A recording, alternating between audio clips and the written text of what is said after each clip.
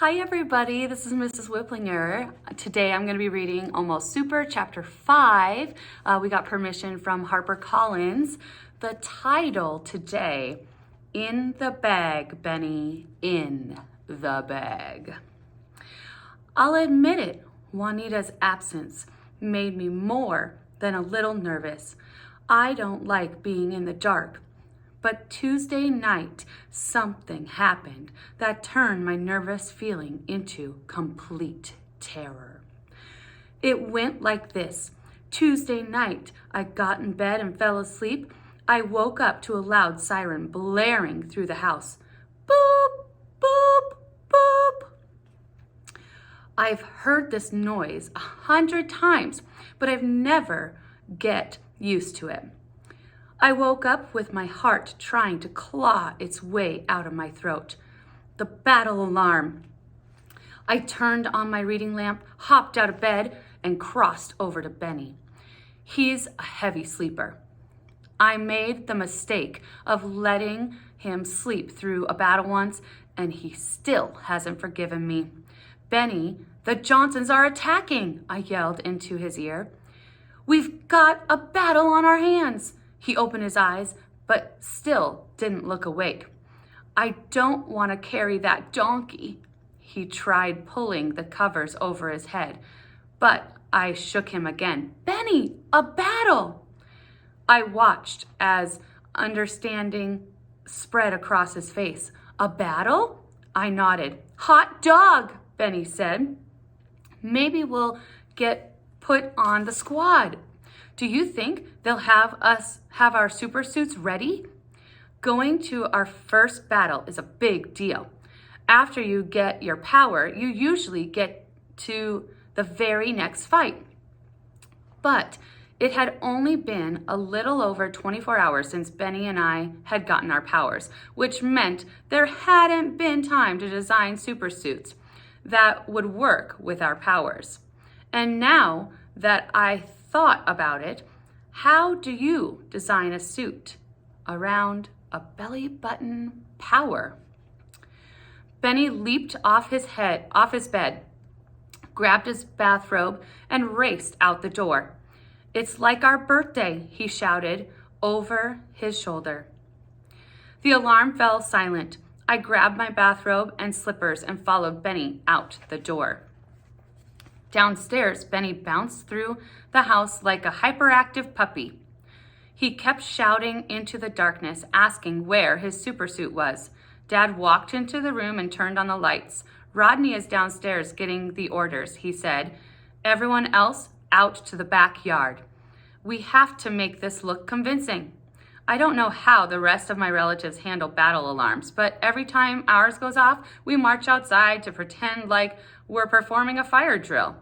We have to make it look believable in case any of our neighbors wake up. In fact, before I knew the family secret, that's what I thought too. That Dad was just really careful when it came to fires. We walked outside, the cold air bit at my ears and cheeks, and the inside of my nose froze. Most of our neighbors sleep through the alarm. Or if they don't, they never say anything about it.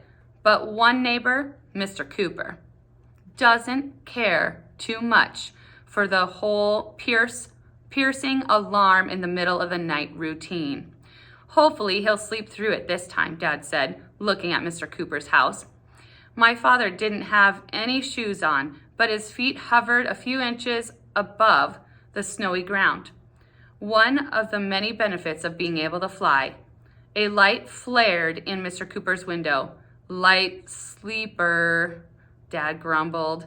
I watched as the balding head appeared at the glass. After a bit of struggling, Mr. Cooper pulled open the window and stuck his head outside. Evening, Carl, Dad waved, his voice cheerful and steady. Or is it morning? I didn't look at the clock. William, Mr. Cooper shouted. What in the... Uh-oh. No obscenities, Dad said. We have little Benny out here with us. Hey, Benny said, I'm not little. I've been doing push-ups. I meant little as in young, Dad said. I've heard cursing before, Benny said. I'm not a baby. I counted 6 swear words in the time Dad and Benny had their conversation. Why don't you get your fire alarms fixed? Mr. Cooper yelled. They work just fine, Dad said. The superhero code, the code of all laws all superheroes live by, demands that superheroes always tell the truth without fail. However, we are allowed to lie to protect our identity, or when talking to supervillains, or in the name of justice. Actually, now that I think about it, the superhero code allows us to lie quite a bit. We're doing a fire drill, Dad continued. You can never be too careful, especially when you have children in the house. You do a fire drill every month, Mr. Cooper shouted. It's not rocket science. You wake up, you walk out the house. For the love of Pete, give it a rest. Dad made a big deal of counting heads. Yep, we're all safe, he said, loud enough so Mr. Cooper could hear. And we made good time. Let's all go back inside and get some sleep. You don't even have all your kids out there. And where's your wife? Mr. Cooper yelled a few more curse words into the frigid March air, then pulled his head back through in the window. We filed back inside, where Rodney waited for us. What are we looking at? Dad asked, his voice eager. A citizen called the superhero line and reported a suspected robbery, Rodney said. The superhero line was a number that anybody could call to report a major crime. Rodney had written a program that listened to all the calls and sounded the alarm whenever there was a big one. Grandpa's made assignments, Rodney said, looking at the pad of paper in his hand. You and Mom are going along with 4 others. I'm running the video feed for downstairs. Wait, Benny said. What about Rafter and me? This is going to be our first battle, right? Dad ignored Benny. Where are we going? What are those villainous Johnsons trying to pull off this time? Dad shook his fist. The Split Rock Museum, Rodney said. It's just like we expected. They're making a move on the White Knight Diamond. Dad slapped his knee. I knew it. As soon as I read they were bringing that White Knight to town, I knew the Johnsons would try to steal it. He shook his fist. What's that diamond worth anyway? $4.8 million, Rodney said. It's roughly the size of your head. Shoo bang! Dad exclaimed. That's a big diamond. That would buy those villains a whole lot of evil. Dad, Benny didn't sound happy. Why did Grandpa leave us off the list? Don't we get to go? In Benny's excitement to get outside, he'd forgotten his slippers. His feet were red and standing in the snow. The look on his face was one of desperation, as if all of his self-worth hinged on whether or not Dad would let him go. Dad, I said forcefully. I tilted my head towards Benny. Dad finally looked at us. He bent over and put his hand on Benny's shoulder. I'm sorry, Benny, he said. We don't have your suits ordered yet. Plus, we're working on a surprise. I don't want a surprise, Benny said. I want to go in battle. It's not fair. You can watch the battle on the monitors downstairs, Dad said. I know how much you love that. I don't want to watch the battle, Benny said. I want to be in the battle, please. Dad hung his head and sighed. Not this time, Benny. I'm really sorry. Benny looked like he wanted to say more, but he followed Rodney out of the kitchen. My little brother was right. It isn't fair. We couldn't save the day by sitting in the basement watching a screen. I followed my brothers into the living room. Rodney went to the piano. He played the first few lines of Beethoven's Bagatelle in A minor. A picture of dogs playing backgammon slid to the side, revealing a staircase descending to the root cellar. Rodney went down the stairs, then Benny. I was about to follow when Mom came up from the root cellar. I've seen my parents in their super suits at least 100 times, but it always takes my breath away. There's something about seeing a real superhero standing just a few feet away that makes you feel like you're dreaming. Like action and adventure could explode at any time. Our supersuits are part Cavalier, part titanium plate. We've copied the designs from the military, and then we make modifications as well. Of all the cool weapons and gadgets my family owns, I have to admit, the supersuits are my favorite. Almost all of the suits have a hydraulic system made up of pistons and heavy-duty springs. When you lift large objects, pistons kick in and give you extra strength. When you run, springs give you superior speed. If a Johnson grabs you and tries to bend your leg backwards, the titanium armor protects you. Mom's suit is forest green and mustard yellow with black fringe, the Bailey family colors. A carbon fiber helmet covers her head, and large goggles cover her eyes and part of her face. I exhale slowly as I watch Mom go through the living room towards the bedroom. I need to get a hairpin or I'll be fighting both the Johnsons and my bangs. In another moment, she returned from her room. She slipped through the secret entrance and down to the root cellar. I followed. My family goes to great pains to make sure the main and top floors of our house look normal, but the root cellar is where we can relax and be ourselves, where we can really be super. Mom met up with Dad and they strode towards the back exit. The tunnel led to some stairs and a hatch that opened up out into the ravine behind our house. You can't exactly walk out your front door dressed in supersuits. I turned and headed towards the computer. My family puts cameras in their helmets to record the battles. This allows Rodney to give direction or warning to the team. Of course, a happy side effect is that anybody who doesn't get called onto the battle can watch it from home. Benny and I had stopped watching cartoons when we learned the family secret. All we did was watch past battles over and over again. Rodney sat in front of the bank of darkened computer monitors. He flipped a few switches on the control panel. Benny sat next to him, and I grabbed a chair on the other side.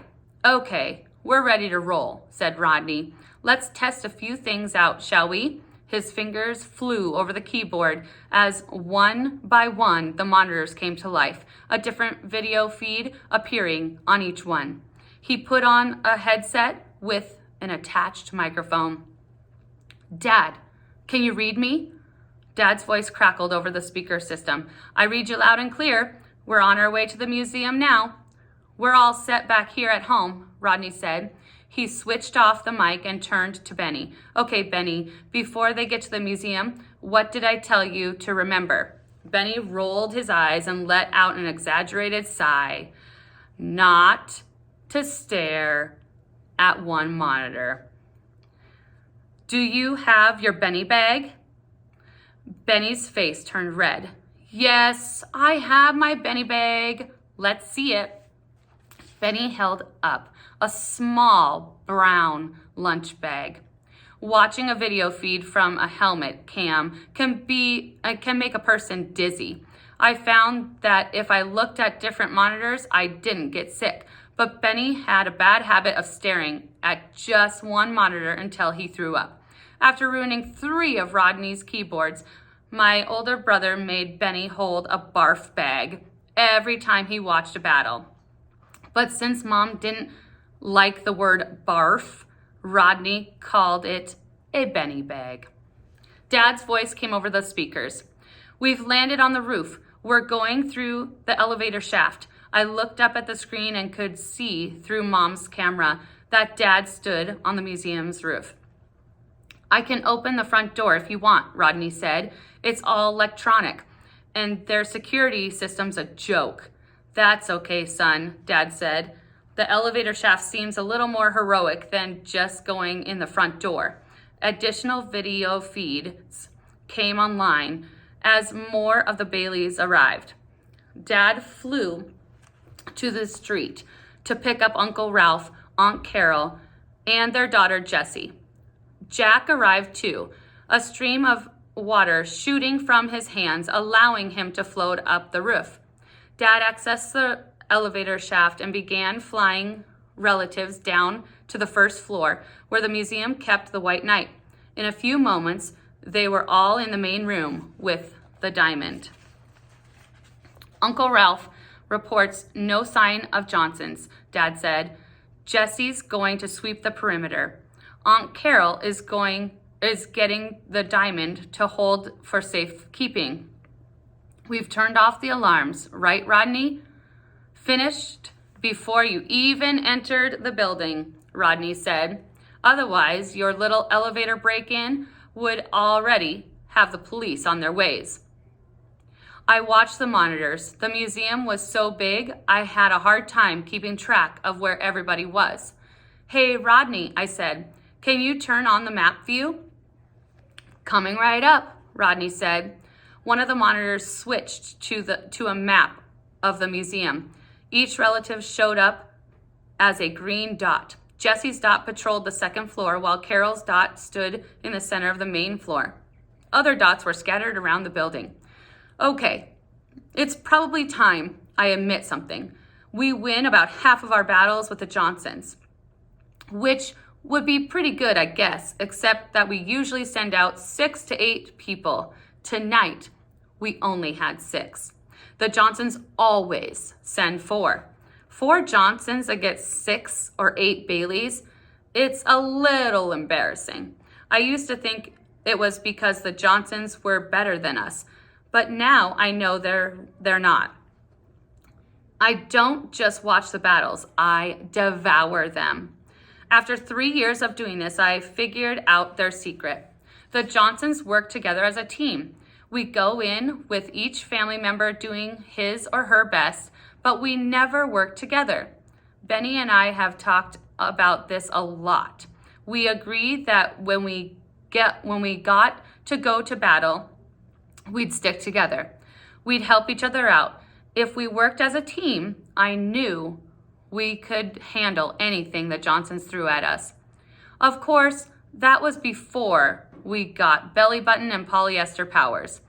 And one more dream of mine was crushed to a mushy jam under the calloused toes of reality. Still, one of the things I loved about the battles is trying to figure out the best tactics.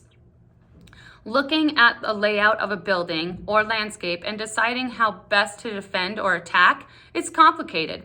You have to know which powers each person has and decide where they'd be most effective. Look at that, I said. There are only 3 ways into the diamond room, and we aren't guarding any of them. We really need to get more organized. What do you mean? Benny liked hearing my ideas. How would you do it? Well, look, I said, pointing at the monitor. You have entry points from this hall, and then the air ducts. No windows, no other doors. Air ducts are easy. Just put a guy here and no one gets past you. Then you position 2, maybe 3 people here. That lets you watch both halls.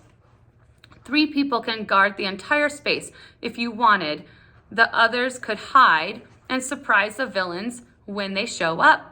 Benny nodded. Yeah, I think that'd work pretty well. But look, I said, Jessie's up here on the second floor. They could take her by surprise and nobody would even realize it. Uncle Ralph is in the men's room. No, actually, that's the ladies' room. And Dad, I don't know what Dad's doing. Probably looking at art. I mean, for crying out loud, the Johnsons could walk right in the front door and it would take everybody by complete. A burst of static filled the computer room. My heart jumped into my throat as white noise bounced off the cement ceilings of the cellar.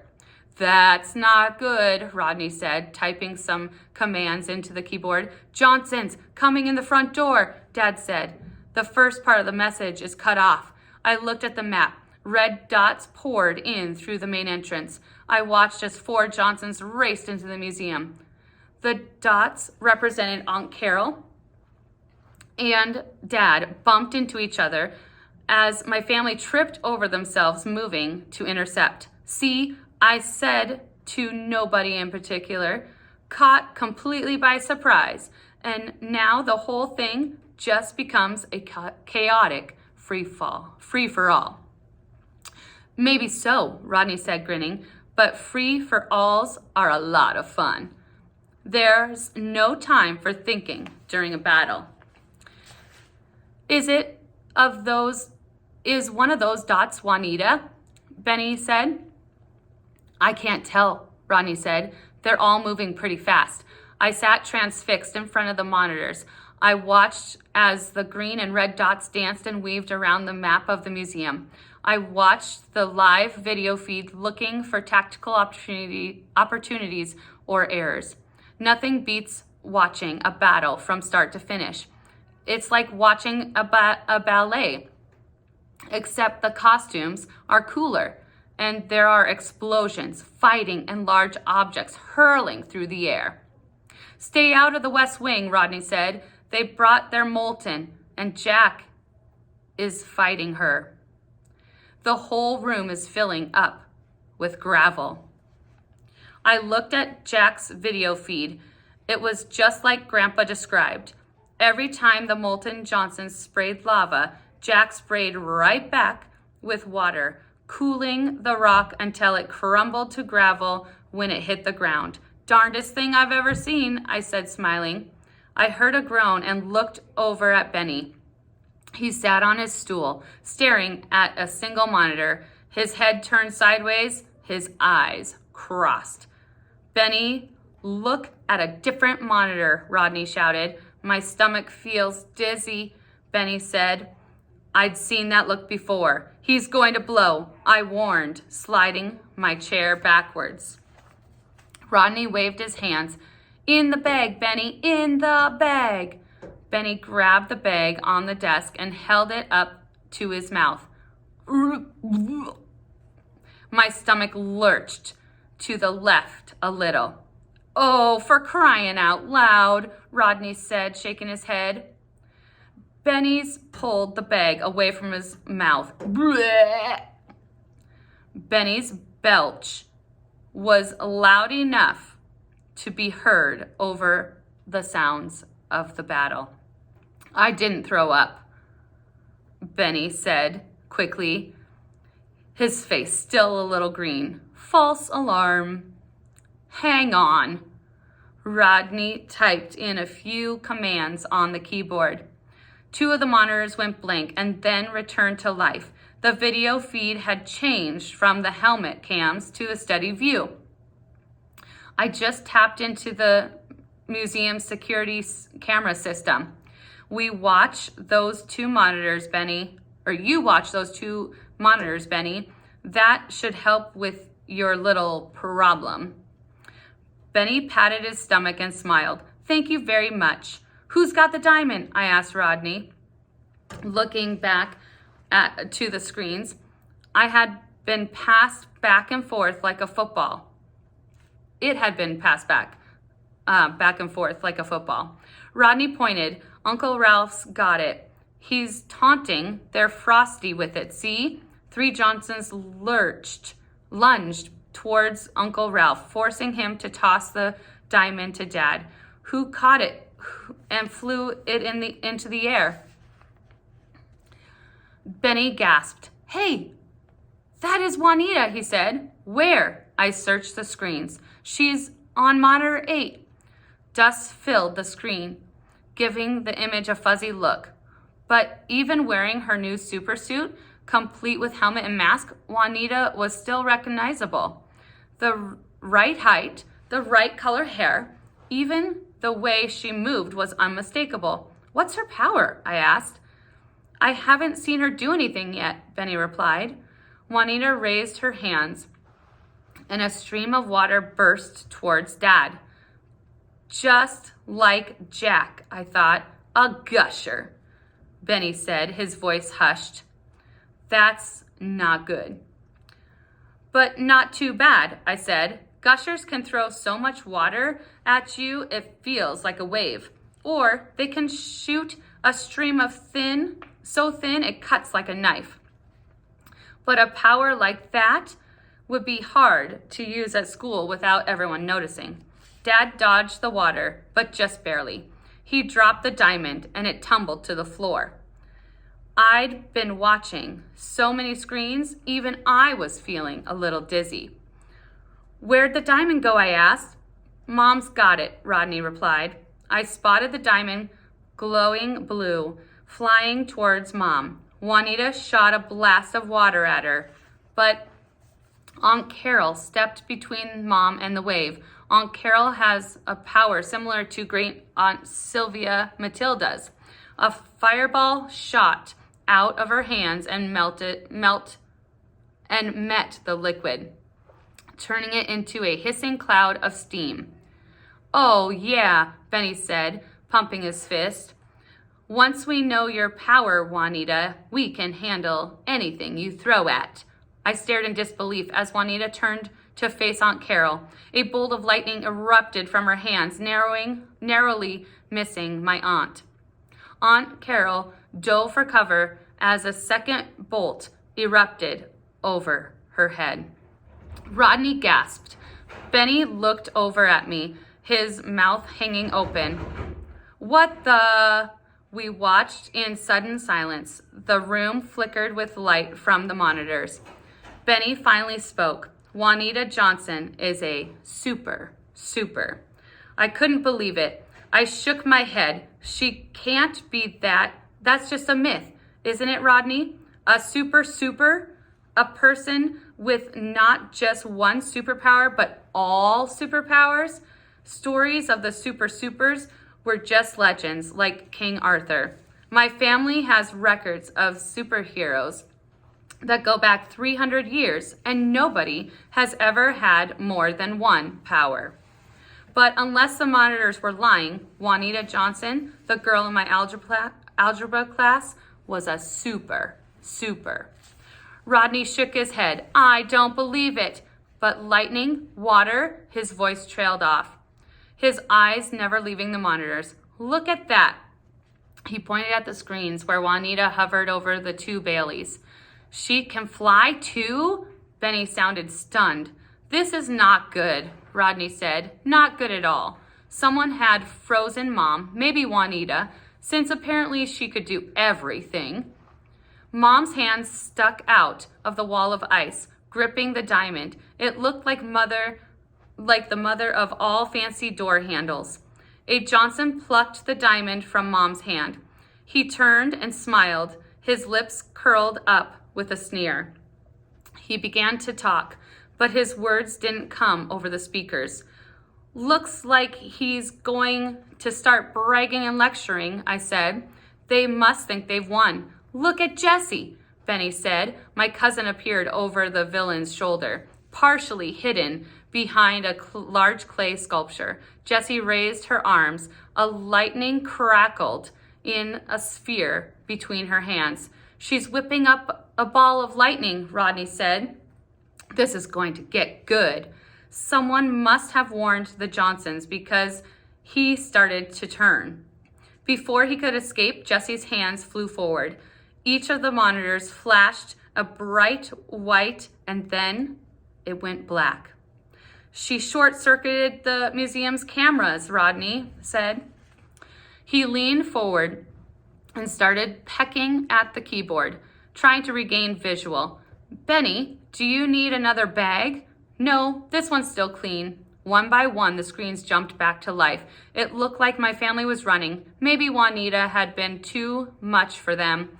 Dad, Rodney spoke into the microphone. What happened? Dad's voice came across the speakers. His voice proud. Your cousin saved the day. That's what happened, he said. The Johnsons have been thwarted and we return home in triumph. How? Rodney asked. How'd you get the diamond back? Oh, we didn't get it back, Dad said. Jesse blew it up. There were too many pieces to pick up, and now we're leading the Johnsons away from the museum. I looked at Rodney in disbelief. Isn't blowing up the diamond a bad thing? Isn't somebody going to be really upset about that? Rodney shrugged. Maybe, probably, but at least the villains didn't get it. Maybe it's not our finest hour, but that's not a defeat. And considering we were up against a super, we did pretty good. There was nothing else to do. Benny wanted to stay up and wait for Mom and Dad, but I went upstairs and crawled into bed. In the darkness of the room, my breathing came faster. Benny and I were facing a super villain. Benny and I weren't just facing a super villain, but a super villain. If it was really true, we'd have to deal with invisibility, lightning, fire, strength. I wanted to jump out of bed, put on my shoes, and run away. But Benny and I couldn't leave the city and go to a different school. Or maybe we could move in with Grandpa. I'd like to think I was afraid not because I was a coward, but because I had brains. Going back to school was crazy. It was insane. Iron resolve, ferocious courage, and a healthy dose of insanity. I realized I had the covers over my head. That's not how a superhero acted. Angry, I pushed aside the covers. A superhero faced challenges. He didn't run. I closed my eyes, and that seemed to help clear my mind. I'd stared at the map of the museum for so long, the dots seemed to float in the darkness behind my eyelids. An idea hit me, a crazy idea.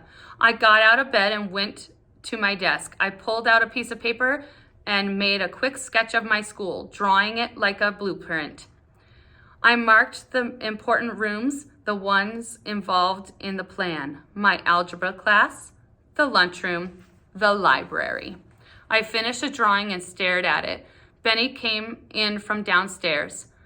What are you doing? When I spoke, I could hear the excitement in my voice.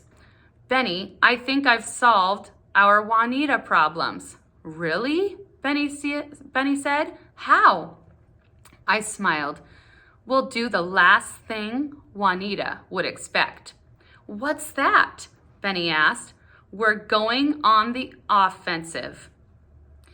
I said, we're going to take the fight to Juanita, and we're going to get our real powers. Benny grinned in the darkness. Now you're talking like a superhero.